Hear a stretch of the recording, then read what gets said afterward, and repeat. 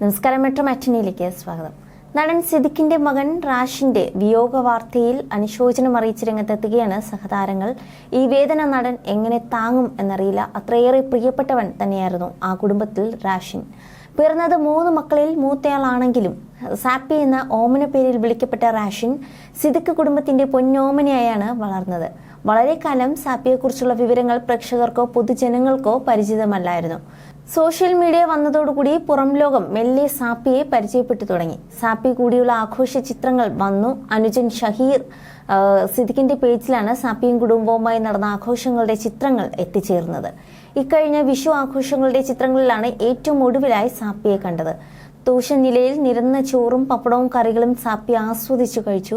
കുടുംബത്തോടൊപ്പം ഫോട്ടോയ്ക്ക് പോസ്റ്റ് ചെയ്തു. അനുജനും അനുജത്തിക്ക് മാത്രമല്ല, ഈ കുടുംബത്തിലേക്ക് മരുമകളായി കടന്നു വന്ന അമൃതാദാസും സാപ്പിയെ ചേർത്ത് നിർത്തി.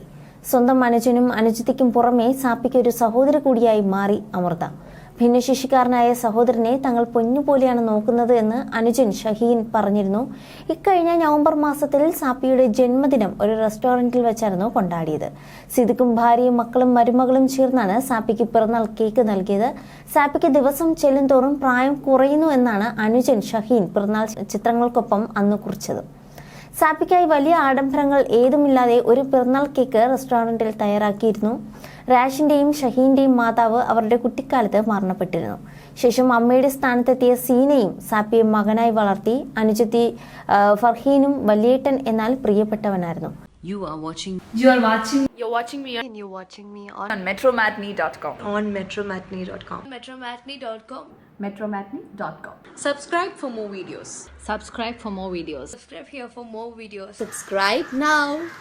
Thank you.